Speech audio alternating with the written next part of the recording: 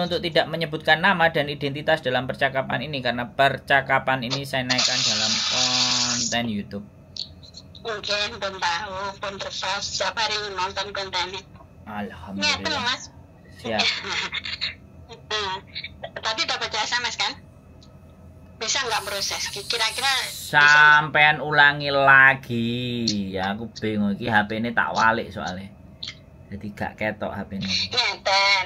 Kan ada adik, kan dia baru US kan 2 bulan. Terus dia dapat majikan, alhamdulillah dapat majikan baik, gitu kan. Niatnya majikan mau menjadikan dia resmi. Kira-kira bisa nggak? OS-nya 2 bulan. Iya, baru 2 bulan. Terus ada majikan mau ngejeng dia. Iya, dijadiin resmi gitu loh. Jadi resmi. Maksudnya mau ngejeng lah, tapi posisinya dia OS gitu kan. Iya. Ya nggak apa-apa ya, pulang Indonesia loh. Oh, pulang Indo. Kira-kira bisa nggak? Ya nggak gitu loh, kan dia OS gitu loh. Kalau ini butuh bicara saya sama bojoku berani apa enggak. Tapi memang jelas majikannya bawa sendiri kan? Iya, bawa sendiri majikannya. Dia makan tanya gitu loh. Saya terus dia adik saya tanya sama saya, nanti saya tanya sama Mas Sandro. Mas Sandro kan juga agent. Saya bilang gitu. Harusnya bisa. Alasan overstay-nya apa? Belum tahu saya. Loh. Mungkin ya biasa, mungkin kena kasus barangan kali. Enggak. Adik saya kan tertutup. Ya dia suruh ngomong. Kalau kayak gini kan pihak ketiga, jadi kita nggak bisa mengorek OS-nya karena apa, seperti apa, dan bagaimana nanti kita memperjuangkannya sama imigrasi, memprosesnya lagi juga kayak gimana. Kalau kita nggak bisa dapat cerita dan kronologisnya dia, kan gitu toh Mbak.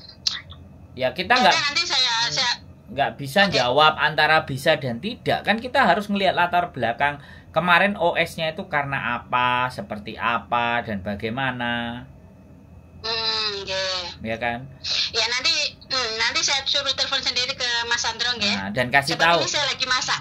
Dan kasih tahu dia masuk ke konten YouTube saya ya, kalau nelpon saya. Oke. Nah, kasih tahu dia. Udah siap ya. Oke. Terima kasih Mas. Oke, sehat selalu. Bye-bye. Assalamualaikum.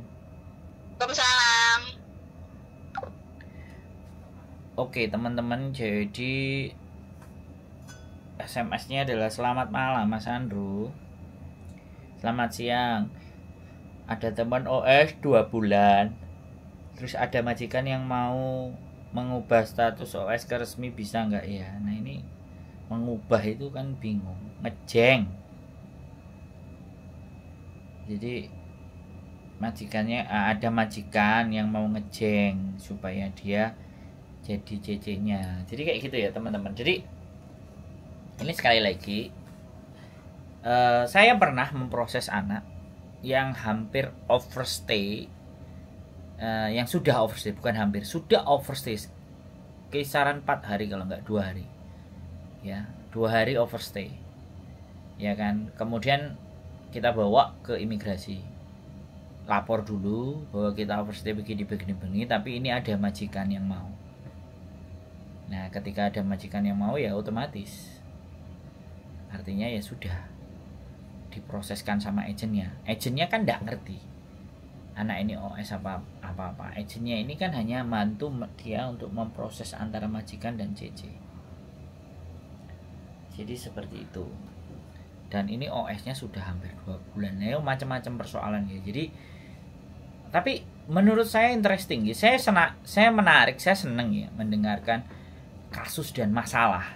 Itu sebenarnya saya bukan orang yang ketika dikasih kasus masalah terus ngamuk, terus mangkel. Yang bikin saya ngamuk dan mangkel itu sebenarnya bukan di masalahnya.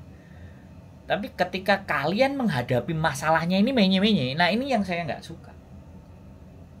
Kalian yang tertimpa masalah, harusnya kan kalian yang menghadapi. Saya ini ikut bantu mikir. Solusinya kemana, arahnya bagaimana, seperti apa. Saya kan bantu diskusi, ngobrol.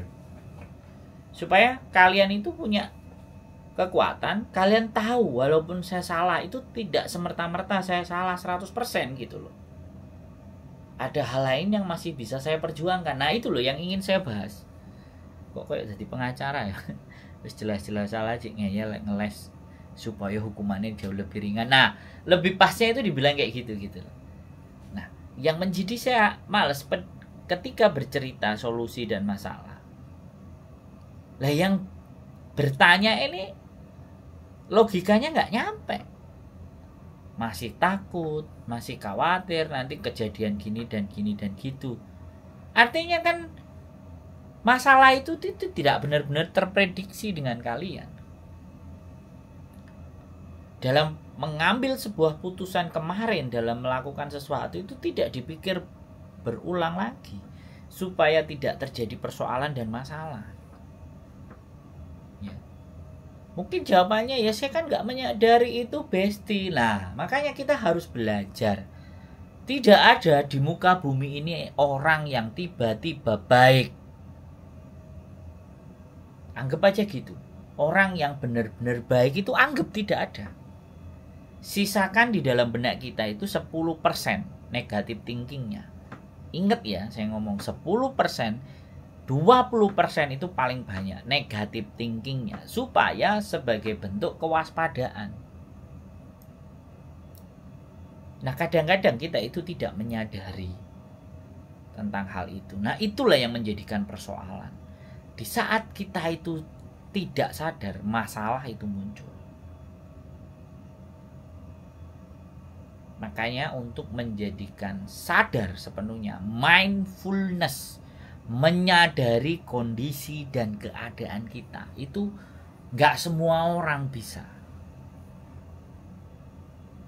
Jadi pertanyaan mendasar seorang filosofi itu, siapa Anda? Untuk apa Anda diciptakan di muka bumi?